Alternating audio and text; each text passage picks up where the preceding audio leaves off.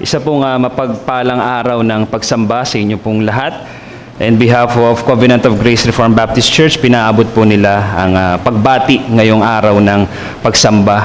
At napansin ko po yung ating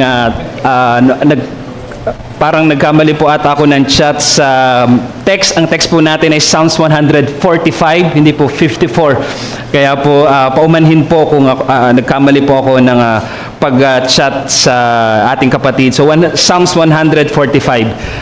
Dahil po dyan, tumuloy na po tayo sa teksto natin. Psalms 145. Babasahin lamang po natin yung unang tatlong talata ng awit na ito.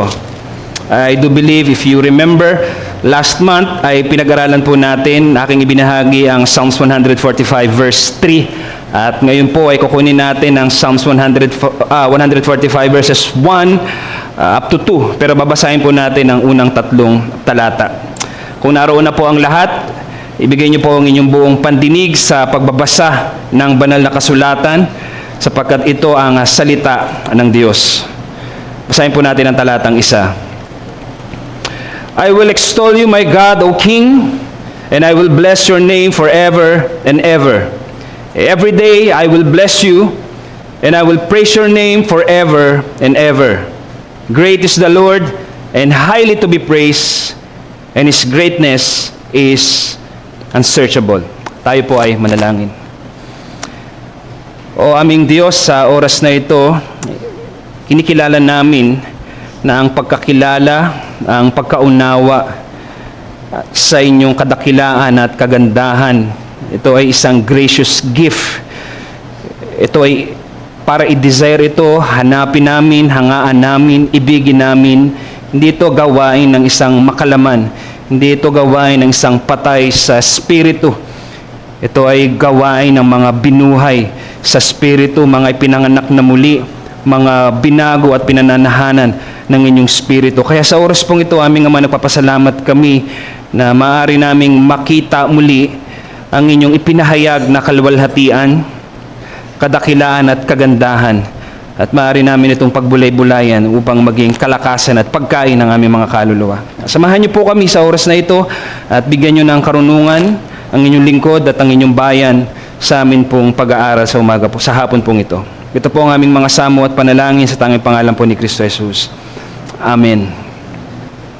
Ako po ay sisitas ng isang kaunting linya sa isang hymn na maaring sa akin pa lamang unang pagbabasa ay makukuha nyo na kung ano ang titulo ng hymno na ito. A mighty fortress is our God, a bulwark never failing. Our helper He, amid the flood of mortal ills prevailing. Ang awit pong yan, ang hymno na yan ay may titulo po na A Mighty Fortress is Our God. At yan po ay isinulat ni Martin Luther. At kung titingnan nyo po ang teolohiya ng awit na yan, bagamat yan ay kaunting hinango sa Psalms 46, kung papansinin nyo po ang teolohiya ng hymno na yan, mapapansin nyo na hindi sinasabi ni Martin Luther, matatag ako. Hindi sinasabi ni Martin Luther at wala tayong makikita ang anumang bakas sa hymno na ito na sinasabi niya na kaya ko ito. Kung ihambing natin ang hymno na ito sa mga contemporary music, hindi naman lahat, ngunit marami na sa mga hymno o awit ngayon na likha ay nakatutok sa sarili. Kaya ang umaawit ng ganong klase ng hymno ay nagkakaroon ng kaisipan na meron akong kakayanan, special ako sa Panginoon, gagawin ng Panginoon ng gusto ko dahil mahal niya ako. Maaring kasama pa sa hymno na yon o awitin na yon ay siya ay natatangi sa paningin ng Diyos at ang nakikita niya ay yung pagka-special niya sa harapan ng Diyos. Ngunit sa awit na ito ay wala tayong makikita ni any hint na sinesentro ni Martin Luther sa kanyang sarili ang hymno na ito. Actually, yung pinaka-theology ng hymno na ito is God is our fortress. Siya ang ating tanggulan, siya ang ating kalasag, siya ang ating pundasyon, siya ang ating tagapagligtas. Ang sentro ay hindi nakaturo sa tapang ni Martin Luther. ang sentro ay ng himno na ito ay nakasentro, yung trajectory ng himno na ito ay nakasentro sa kadakilaan at paghahari ng ating Panginoon. Kung papansinin niyo mga kapatid, kapag ang kadakilaan ng Diyos ay malinaw sa ating paningin, kung ang kadakilaan ng Diyos ay malinaw sa ating paningin, ang puso natin ay magkakaroon ng katatagan, kapayapaan, gilas, at makakapagpasya ito ng tama, ng may determinasyon sa kung ano ang dapat niyang gawin sa harapan ng Diyos. Ulitin ko po, kung malinaw sa ating paningin ang kadakilaan ng Diyos, ang puso natin ay magkakaroon ng tapang at tibay at magkakaroon tayo ng lakas at tamang pagpapasya kung ano ang dapat nating gawin sa harapan ng Diyos. Tulad ng ating binasang awit, Psalms 145. Kung papansinin niyo po dito, ang awit pong ito ay may malinaw na pagpapahayag ng kalikasan ng Diyos. Actually, ito po ay paborito ko pong awit. Aminin ko po sa inyo, ngayong buwan ng Pebrero siguro, sa lahat ng aming Bible study at naging nakalipas na preaching, puro Psalms 145 po ako. Ang awit pong ito ay napakaganda dahil ang awit na ito ay hinahayag ang kalikasan ng Diyos. Hinahayag ang kalikasan ng Diyos, hinahayag ang kadakilaan ng Diyos, at habang pinapahayag ng awit na ito ang kadakilaan ng Diyos, kasabay nito, yung pinapahayag na kalwalhatian o kadakilaan ng Diyos ay sabay na pinupuri. Ibig sabihin, ang awit pong ito, habang ito ay nagtuturo ano ang kalikasan ng Diyos, kasabay nito, pinupuri ng awit na ito yung Diyos na kanyang pinapahayag. Hindi lamang ito basta inaawit. Ang awit na ito ay nagtuturo at kasabay nito, ang kanyang Diyos na pinapahayag ay sabay niyang sinasamba. Kaya habang pinupuri at sinasamba ng awit na ito ang Panginoon, pinapaliwanag nito kung ano ang likas ng Diyos, ano ang kanyang ginawa, at kung bakit ang Diyos ay karapat-dapat. So ang awit na ito ay nagtuturo kung sino ang Diyos, at habang tinuturo ang Diyos, tinuturo ang kalikasan ng Diyos, sinasamba kasabay nito ang kalikasan ng Diyos. Kung titingnan natin, dapat talagang ang bawat awitin natin sa ating pagsamba, ito ay nakasentro sa Diyos. Ang Psalms na ito, kung papansinin niyo po, ito ay unti-unti, from verse 3 onwards, unti-unti nitong ipapahayag sino ang Diyos sa kanyang kalikasan. Sa verse 3, kung naalala niyo po noong nakarambuan, ay pinag-aralan natin na pinakita ni David na ang Diyos ay hindi lamang basta dakila. Yung dakila na yon, yung kanyang kadakilaan ay hindi masukat. At papansinin ninyo, ang tinutukoy na dakila dito ay hindi yung gawa. Bagamat totoo, dakila ang gawa ng Diyos, ngunit ang tinutukoy itong dakila ay hindi ang ginawa ng Diyos, kung hindi ang kalikasan ng Diyos. At dahil nga doon, sa verse 3, makikita natin, pansinin ninyo na si David sa awit na ito, siya ay nagsimula sa isang mataas na diwa ng pagsamba. Yung kanyang pagsamba ay napakataas. Alam niyo, kung papansinin niyo ang awit na ito, ganyan ang pasimula ni David, sapagkat hihahayag ni David unti-unti, ilalantad niya unti-unti ang kadakilaan ng Diyos, ang katotohanan ng mga dakilang bagay, ang likas ng Diyos, ang tunay na kalikasan ng Diyos. Ipapakita ito unti-unti ni David. Una niyang pinakita sa verse 3, ang kadakilaan ng Diyos. Sa verse 5, kagandahan ng Diyos. At sa mga sumusunod, yung kabutihan ng Diyos, katwiran ng Diyos, paghahari at kapangyarihan ng Diyos, unti-unting ito'y pinapaliwanag ni David. Kaya kung papansinin niyo po dito, ang verses 1 and 2, si David ay nagsimula sa isang mataas na diwa ng pagsamba, at mapapansin natin na ang kanyang isipan, ang kanyang puso, ang kanyang kaluluwa at ang kanyang katawan ay hindi hiwa-hiwalay. Na gusto ng kanyang isipan, ngunit hindi kaya ng kanyang katawan. Gusto ng kanyang puso, pero salungat sa kanyang isipan. Hindi ganon ang pagkatao dito na pinapakita ni David, na ipapaliwanag ko po mamaya.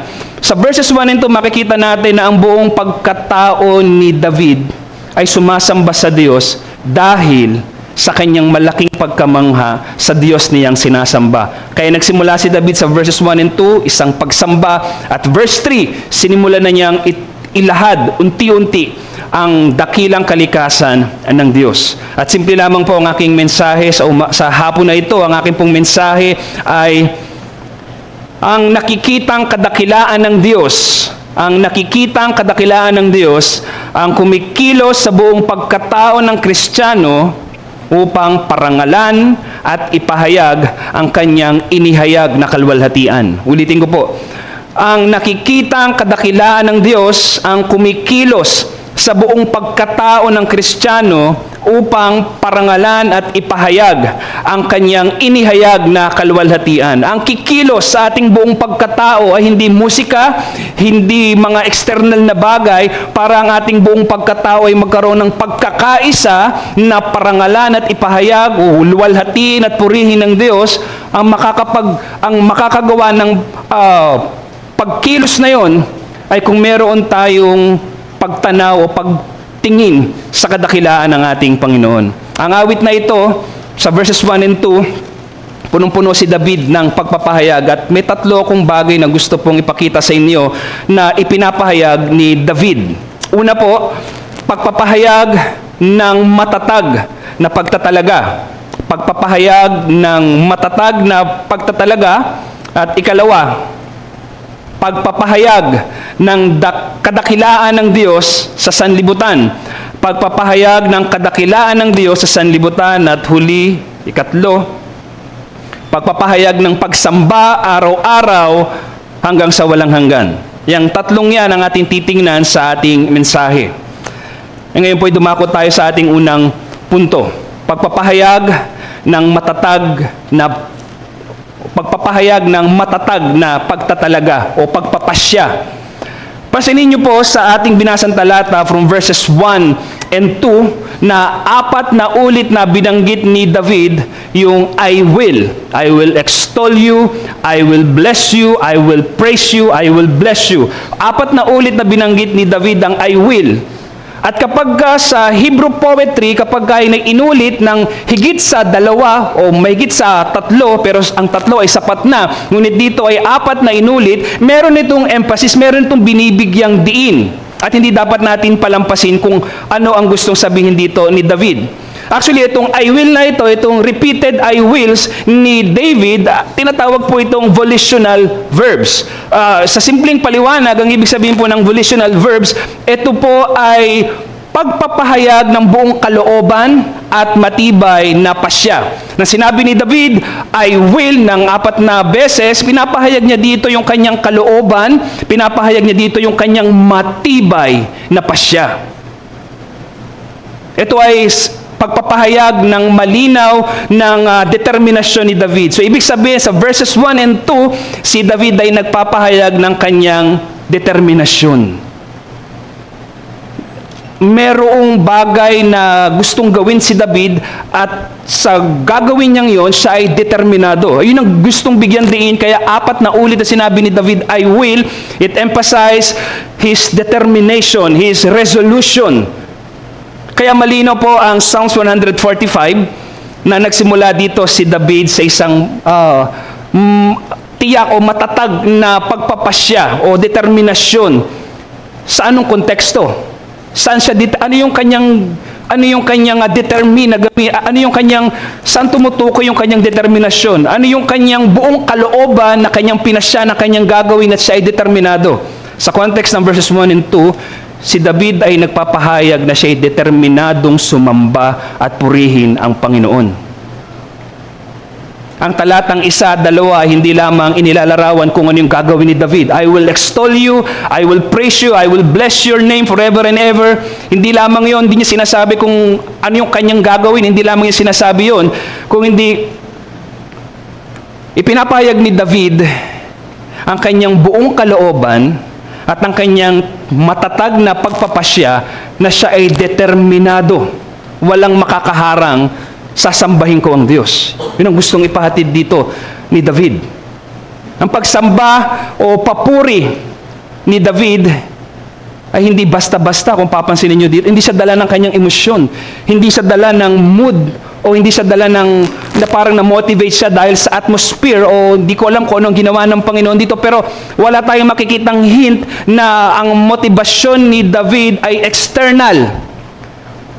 Ang reason kung bakit si David ay merong matibay na pagpapasya, makikita natin dito, si David ay determinado na sambahin ng Diyos. Ang nagbigay sa kanya ng determinasyon ay ang kanyang pagkakilala sa kadakilaan na hindi masukat ng Diyos. So what makes David so determined and resolve sa kanyang pagsamba sa Panginoon is that my God is so great. He is great. Yun ang nagtulak kay David. Siya ay determinadong sumamba dahil sa kadakilaan ng Panginoon. Dahil ang kadakilaan ng Panginoon ay walang hanggan, ang kadakilaan ng Diyos ay hindi masusukat, ito ang nag-uudyok kay David na maging determinado sa gawain ng pagsamba.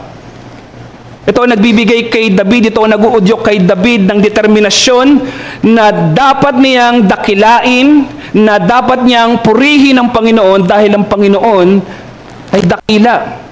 Kaya yung buong kalooban ni David ay nagsasabing parang ganito, dahil hindi masaliksik, dahil hindi masukat ang kadakilaan ng Diyos, dapat ko siyang purihin, dapat ko siyang sambahin, dapat ko siyang itanghal. Kita niyo yung kanyang determination dito, determinado si David. Hindi hiwalay ang kanyang puso, hindi hiwalay ang kanyang puso sa kanyang isipan, ang kanyang katawan at kaluluwa, ang lahat sa kanya ay nagkakaisa na gawin ang isang gawain, ang pagsamba sa Panginoon. Kaya ang punto po rito, ang nagbibigay po sa atin ng matibay na pasya ng pagsamba, nagbibigay sa atin ng determinasyon sa pagsamba, ay nagmumula sa matibay na conviction ng ating Diyos sa kanyang mismong kalikasan at kadakilaan. Siya ay ganap at hindi masusukat ang kanyang kadakilaan. What makes us a determined sa pagsamba is that I know my God is great and His greatness is unsearchable. Ang dapat po nating tandaan dito, mga kapatid, na pinapakita ng talata sa atin, ang pagsamba po ay sinasangkapan ng determinasyon at buong kalooban na pagpapasya. Hindi po ito, Sunday ngayon, para kang isang mechanical, para kang isang robot na, Sunday, ito yung gagawin mo. Hindi po. Hindi yung tamang diwa ng pagsamba. In every Sunday, dapat active at nangingibabaw. You are determined. Ano man ang dumating sa araw na ito, walang makakapigil sa iyo, sasamba ka. So, isa sa pinakamahalagang sangkap ng pagsamba is that you are determined. Ikaw ay buong kalooban na nagpasya na. Hindi yung ngayon ay Sabado at pagdating ng Linggo may dumating, dahil hindi ka determinado, makokompromise mo ang pagsamba. Kung ikaw ay determinado, kung ikaw ay may determination sa isang bagay, anuman ang humadlang sa iyong gustong gawin, dahil ikaw ay determinado, you will reject that hindrance.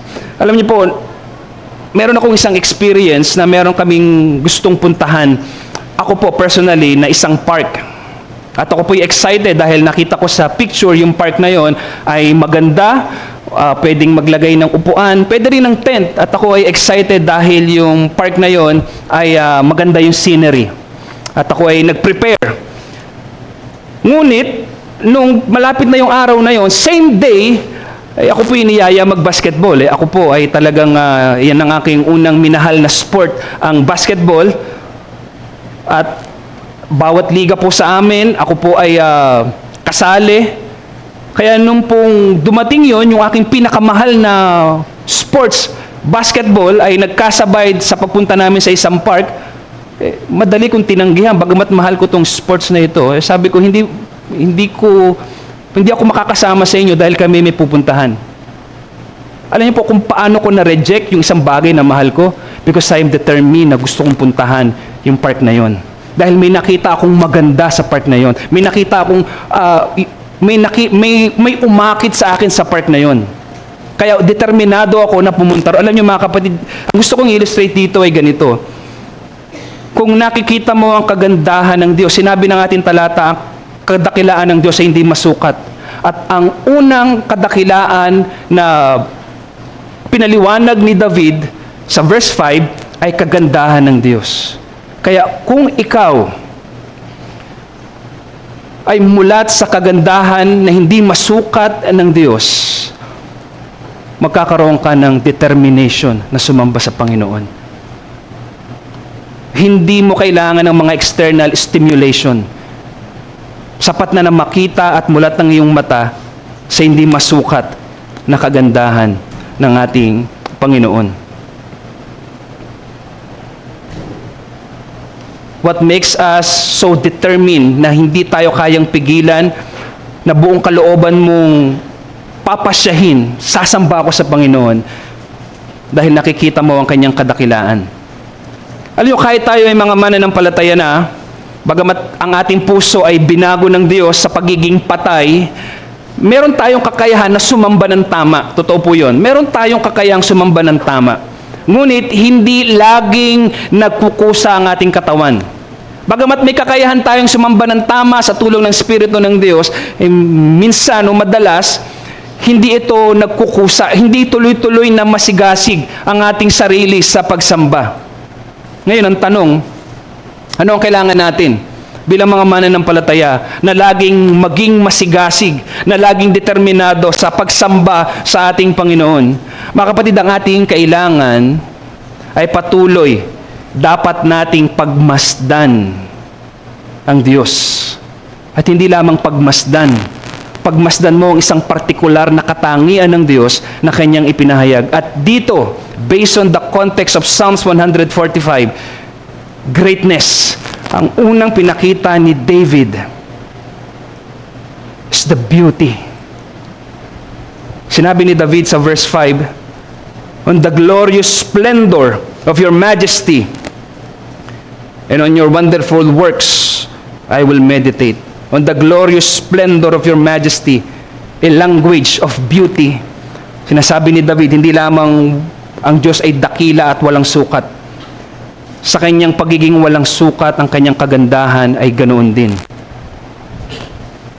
Ito magbibigay sa atin ng determinasyon.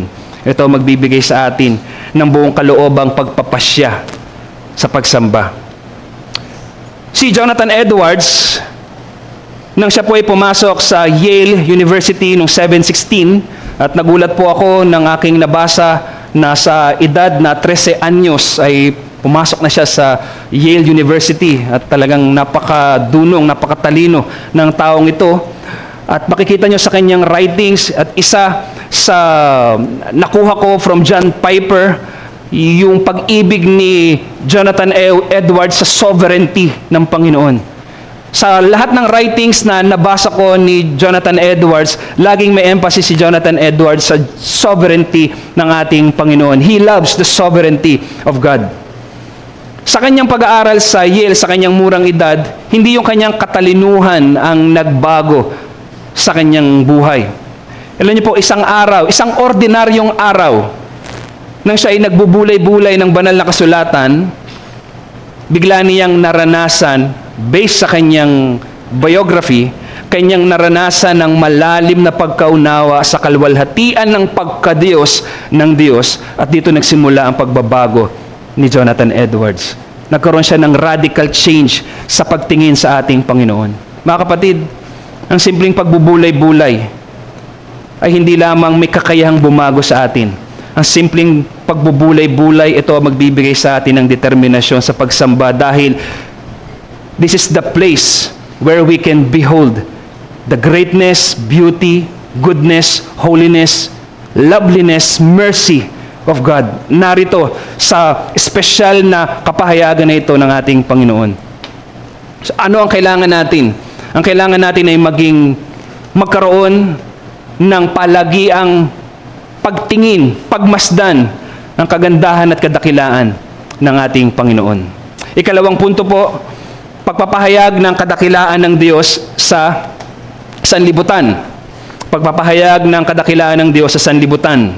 Sinabi ni David sa verse 1, I will extol you, my God, O King, itataas kita, sa Tagalog po ay, kung di po ko nagkakamali, ay papupurihan. At sa ating salin, sa ang bagong Biblia, lahat doon ng salita ay tinranslate na papupurihan o pupurihin. Well, actually, yan po ay tatlong kakaibang salita. Dito sa sinabi ni David na, I will extol you, ang salitang extol, yan po ay itaas. Ano po? Ang itaas ang Panginoon ay hindi po nangangahulugan na siya ginagawa pang mas mataas o nagdaragdag ng isang bagay para ang Diyos ay medyo umangat ng... Hindi po ganoon ang ibig sabihin na itaas ang Diyos. Dahil gaya po ng sinabi ng talatang 3, ang kadakilaan ng Diyos ay hindi na masukat. Ibig sabihin, itaas mo man ng Diyos o hindi, siya ay may kadakilaan na hindi na masukat. Kaya hindi ibig sabihin nito na kapag itinaas natin ng Diyos, nagdaragdag tayo sa Kanya. Ang salitang extol o itaas, iyan po ay napakaraming ibig pakahulugan. Ano po? Ngunit ang pinakamainam para mas makuha natin ang salitang itaas, extol, ay ibabatay natin sa konteksto dahil ang context ang magdidetermine nung kahulugan noong pong salita. At dapat nating unawain ito based sa context. Sa Psalms 145, kung titingnan po natin, ginagamit ni David ang salitang extol o itaas ang Diyos sa konteksto ng pagiging hari ng Diyos. So nasa konteksto ng pagiging hari ng Diyos. Kaya kung titingnan po ninyo, ang verse 1, tinawag ni David ang Panginoon na aking Diyos o hari. My God o King. At sa talatang 11 hanggang 13, may malinaw na binabanggit dyan si David tungkol sa kaharian ng Diyos, sa kapangyarihan ng Diyos. Kaya dito, si David, bagaman siya ay hari na itinalaga ng Panginoon sa hinirang na bansa ng ating Panginoon, piniling bansa ng Panginoon, bagamat siya ay haring itinalaga, pansinin ninyo, si David ay yumuyuko, si David ay nagpapakababa upang itaas ang tunay na hari. Sa makatuwid, sa kontekstong ito, ang itaas ang Diyos, to extol God, ang ibig sabihin po niyan, ang Diyos bilang hari ay dapat ipahayag ang kanyang paghahari. Itaas siya, na itataas ang Panginoon sa paraan na ipapahayag ang kanyang paghahari, idedeklara ang kanyang kataas-taasang kapangyarihan at parangalan ng kanyang pamumuno. Iyan ang ginawa ni David sa verses 1 to 11. So ang itaas ang Diyos, hindi tayo nagdaragdag. Itinataas natin kung sino ang Diyos. Sa kung ano siya, wala tayong may dadagdag. Kung ang Diyos ay dakila sa kapangyarihan, kung ang Diyos ay kataas-taasan, kung ang Diyos ay sa kanyang otoridad at kapangyarihan ay hindi masukat, yun ang ating itataas. Ngunit, ang napakaganda po dito sa salita na ito, ang diin dito ni David ay nasa ipapahayag ang kataasan ng Diyos, sino siya, ang kanyang kapangyarihan, ang kanyang paghahari, ang kanyang kadakilaan, itataas natin yon, ipapakita natin yon sa publiko. The word, I will extol you, it means I will declare who you are in the public place, in the public, in the eyes of public. Yun ang binibigyan din dito. Dinadakila ni David ang Diyos ayon sa kung sino siya sa mata ng publiko. Yamang ang Diyos, batay sa ating talata, ay walang hanggan. Siya ay dakila, siya ay hari, magpakailanman.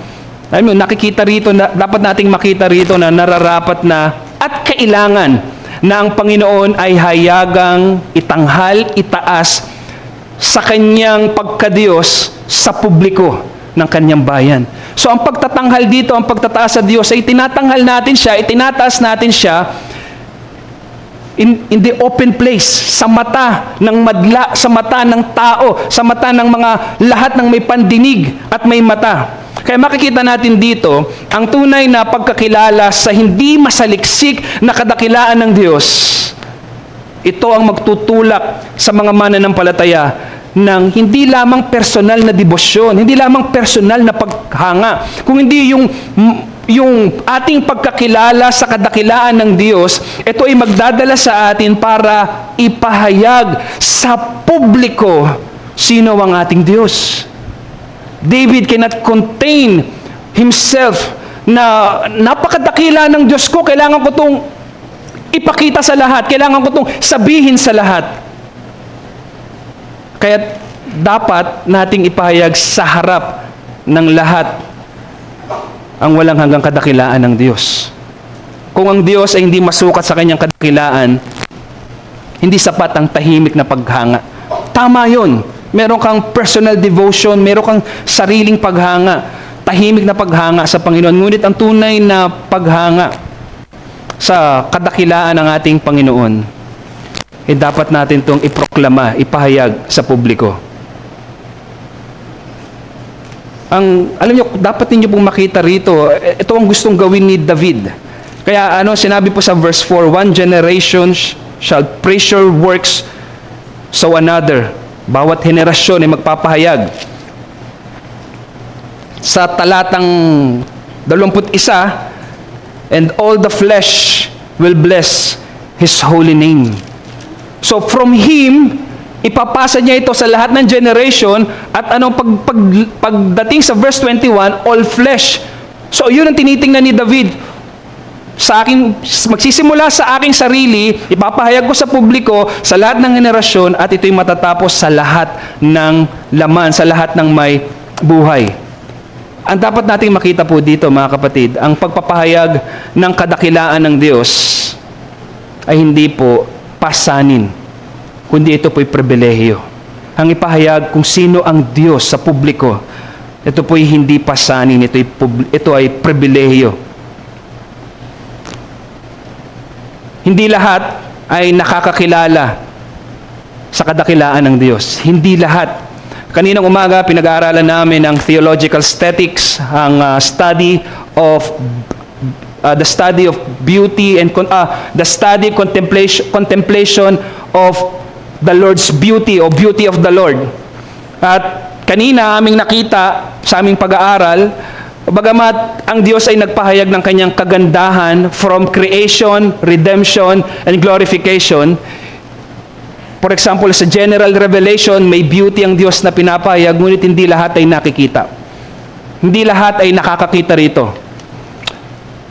Bagamat ang Diyos, kung titingnan natin ang banal na kasulatan, meron siyang angkin talagang walang hanggang kagandahan, subalit ang lahat ay hindi nagagandahan sa ating Panginoon. Kaya kung titingnan po natin dito, maging sa usapin ng kadakilaan at kagandahan ng Diyos, hindi po lahat ay nakakakita, hindi lahat ay nakakaalam, nakakaunawa ng ating ipinapahayag. Kaya ito po, ang bigyan tayo ng liwanag na makita ang Diyos, ang makita ang kanyang kadakilaan, mga kapatid, to behold His greatness, to understand His beauty, to know that He is gracious and loving, and by His nature, siya ang Diyos na walang paghahati, na makikita mo how perfect His being. To behold such God is a gift. Bibigyang diin ko pong muli, ang makita at maunawaan ng Diyos sa kanyang kalikasan is a gift, sapagkat hindi lahat nasa ganitong kalagayan. Let us consider na itong tingnan natin ng Diyos sa kung sino siya, tingnan natin ito as a gift. Biyaya. God is sharing Himself to us. Binabahagi ng Diyos. At kapag may ibinahagi ang Diyos, ano man ang ibahagi ng Diyos, yun ay maganda, yun ay dakila. At yun ay biyaya. That is gift. At anong ginagawa sa ating awit? Pinapakita na si David, he saw the greatness of God and he considered it as a gift. Maging tayo, mga kapatid, tingnan natin ito as a gift. Ang may pahayag ang kadakilaan ng ating Panginoon, ito po ay karangalan. Kaya ang pusong tunay na nakakakilala sa Diyos ay hindi po mananatiling tahimik. Hindi mananatiling tahimik, isa sa publiko. Sa ating unang punto, yung pagkakilala ni David sa Diyos, siya'y dakila, Yun ang nagbigay sa kanya ng determinasyon. At sa ikalawang bahagi ng ating mensahe, makikita natin dito na si David ay hindi lamang basta determinado, kung hindi yung ipinahayag ng Diyos, yung kapahayagan ng Diyos mismo ng kanyang sarili. Doon siya, determinado si David na ito ang kanyang ipapahayag. Hindi abstract. Pag nagpahayag tayo ng kadakilaan ng Panginoon, hindi natin sinasabi in a general and generic way, ang Diyos ay dakila. Hindi po ganoon. Bagamat tama na sabihin natin na dakila ang Diyos, but expound a particular attributes of God. Kailangan natin na-expound ang isa dahil ang gusto natin gawin, dalhin natin sa pagkamangha yung tao na sa providensya ng Panginoon ay dalhin sa atin para ipahayag natin ang kadakilaan ng ating Diyos. Dako po tayo sa ikatlong bahagi ng ating punto at huli, pagpapahayag ng pagsamba. Pagpapahayag ng pagsamba araw-araw hanggang sa walang hanggan. Pansinin niyo po yung talatang isa. Ang talatang isa po ay may dalawang magkaugnay na lines. Sa pag-aaral ng poetry, tinatawag po ito na meron siyang two lines. Sa una, I will extol you, my God, O King. Yan po yung first line. At sa second line ay, and I will bless your name forever and ever. So may dalawang linya po dito. At pansinin niyo po dito, sa unang linya, pinapahayag ni David ang kanyang determinasyon na itataas niya ang Diyos. At pagdating natin sa ikalawang linya, pinapakita ni David ang kanyang pagtatalaga ng kanyang sarili na pagpapalain. Sa atin po kasing salin na Tagalog ay pupurihin, pero kung titingnan po natin, ang salitang yun ay pagpapalain niya ang pangalan ng Panginoon. Hindi ibig sabihin na magdaragdag siya meron siyang ibibigay sa Diyos na ang Diyos ay matutuwa. Hindi po ito ibig sabihin na pagpapalain na bibigyan niya ng something ang Diyos. Sa first line, ang binibigyan din po ni David sa first line na sinabi niya, I will extol you, my God, O King. Ang binibigyan din niya dito ay yung kataas-taasang kapangyarihan ng Diyos, ang kanyang paghahari, ang kanyang pagiging pinuno. Yun ang binibigyan din dito ni David, na yun ang kanyang itatanghal sa publiko. Kaya sa pagtawag niya sa Diyos na aking Diyos o hari, hayagang kinikilala ni David na si Yahweh yung hari. Yun ang binibigyan din sa unang line. Sa second line, ang diin ni David, hindi na inalis niya yung pangalang hari o Diyos, sinabi niya doon ay pagpapalain niya o pupurihin niya ang pangalan ng Diyos. Pangalan. Sa kaisipan ng Hebreo, ang pangalan po, hindi sila basta-basta nagbibigay ng pangalan.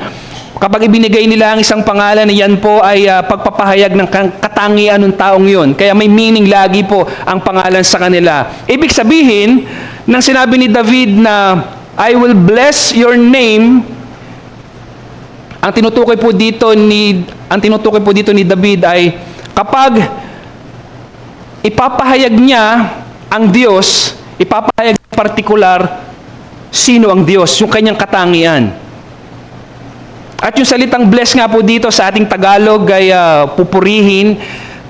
Hindi po ibig sabihin niya na may ibibigay si David na may improve ang Diyos at may dadagdag sa Diyos. Ang ibig sabihin lamang po nito ay pag sinabing bless, particular, ito po ay ginagamit to speak well of something that is revealed. In other words, ginagamit ang salitang pagpalain o sa ating salin ay pupurihin mo yung something na nahayag. At sa ating konteksto, ang sinasabi ditong pupurihin ni David na nahayag ay ang pangalan ng Diyos, ang katangian ng Diyos na nahayag. Ang focus po dito ni David, pupurihin niya ang Diyos, pupurihin niya ang ipinahayag na katangian ng Diyos. So specific, hindi niya basta sinasamba ang Diyos na Panginoon, kapuri-puri ka, which is tama yun, purihin natin ang Diyos, sabihin natin kapuri-puri ang Diyos. Ngunit si David dito, he speaks well, nagsasalita siya, sinasamba niya, particular, meron siyang sinasambang particular na katangian ng ating Panginoon. Kung titingnan natin, ang Diyos ay may pinapahayag na partikular na katangian. Romans chapter 1 verse 19 to 20, kapangyarihan, karunungan ng ating Panginoon ay nahahayag sa sangnilikha. Kaya, yamang ipinahayag ng Diyos ang kanyang maluwalhating kalikasan. Actually, meron tayong two forms of revelation. General, pangkalahatan, nasa kalikasan, and special, na nasa banal na kasulatan. Ipinahayag ng Diyos ang kanyang maluwalhating kalikasan from creation to scripture. At dahil ipinapahayag ng Diyos ang kanyang sarili, tayo bilang mga mananampalataya ay may panawagan ng pagtatalaga na parangalan at ipahayag ang pangalan at kalikasan ng Diyos na kanyang ipinahayag. Dapat nating ipahayag kung ano yung ipinahayag na katangian ng ating Panginoon. Sinabi ni David, pupurihin niya ang Diyos araw-araw at magpakailanman. Every day, araw-araw. Yung salitang araw-araw, tumutukoy lang po yan sa ordinary o yung routinary na takbo ng iyong araw. Nang sinabi ni David, I will bless your name every day. Sasambahin ni David ang Diyos araw-araw dahil sa ang Diyos ay dakila. So, ang pinapakita po dito ni David, ayon sa verse 3, great is the Lord and highly to be praised. Verse 8, the Lord is gracious and merciful, slow to anger, great in loving kindness. At sinabi sa verse 17, the Lord is righteous in all His ways. Pinapakita rito ni David ano ang katangian ng Diyos, sino ang Diyos. At dapat nating i-interpret ang lahat ng katangiang nahahayag from verse 3 onwards sa konteksto na lahat ng ito ay kadakilaan na hindi masukat. So, nung sinabi ni David, I will praise your name every day, ang ibig sabihin po nun, even the most ordinary day, because of who God is, because God is so beautiful, God is so great, loving, kind, merciful, at lahat ng yon is without boundary. It makes the most ordinary day na yung pinaka-ordinaryo nating araw, it demands worship. Because on that ordinary day, God still so great, so loving, so beautiful, so merciful. Even sa iyong ordinaryong araw, nananatili ang Diyos na dakila at walang hanggan. Kaya sa iyong ordinaryong araw, ang Diyos ay nananatiling karapat-dapat purihin. Kaya ano sinabi ni David sa verse 3, lubhang karapat-dapat sambahin, papurihan ang ating Panginoon. Even in your most bad days, yung pinakamasama mong araw, maging sa pinakamasama mong araw, ang Diyos ay karapat-dapat sambahin at purihin. Alam niyo po kung bakit? Maging sa pinakamasama mong araw, nananatiling dakila, makapangyarihan, soberano, walang hanggan, mahabagin, matuwid ang Diyos sa pinakamasama mong araw. Huwag naman sanang mangyari, but even sa panahon ng kamatayan, ang Diyos ay nananatiling dakila at karapat-dapat sambahin. Anong ginawa ni Job? Chapter 1. Yung okasyon ng kamatayan, yung okasyon ng kasiraan, sinabi ni Job, karapat-dapat pa rin purihin ng Diyos. Because maging sa oras na pangit ang panahon, may kamatayan, nananatiling ang Diyos ay karapat-dapat purihin. That is why si David, ang kanyang buong pagkatao, siya ay determinado, sasambahin niya ang Diyos. Pinapahayag ni David, sasambahin niya ang Diyos maging sa kanyang pinaka-ordinaryong araw dahil walang ordinaryong araw na ginawa ang Diyos na mababa. Na sa lahat ng araw, ang Diyos ay nananatiling dakila. Tayo po ay manalangin. O aming Diyos, nagpapasalamat kami sa araw na ito sa aming pagbubulay-bulay ng inyong salita at nakita po namin walang magbibigay sa amin ng determination, walang magbibigay sa amin ng buong kaloobang pagpapasya, walang magbibigay sa amin na masupil ang aming buong pagkatao at pagkaisahin, na sumamba sa inyo maliban na mapagmasdan namin ang tunay niyong kalikasan. Kaya sa hapon pong ito, sa oras na ito, nagpapasalamat kami na ipinakita niyo sa amin na mahalagang sangkap ng aming pagsamba. Magkaroon kami kasama ang aming buong pagkatao, ang aming kaluluwa, katawan, isip at puso ay dapat nagkakaisa. At ito ay angkop na tugon sa inyong pinahayag na kadakilaan. Maraming pong salamat sa inyong ipinahayag na kaluwalhatian na naging pagkain, kalakasan ng aming mga kaluluwa. Pinagkakatiwala po namin sa inyo, aming Diyos, ang bunga at angkop na pagtugon sa mensahe ng aming pong napakinggan sa umagang ito, sa hapon na ito. Ito po ang aming dalangin sa pangalan po lamang ng aming Panginoong Kristo. Amen.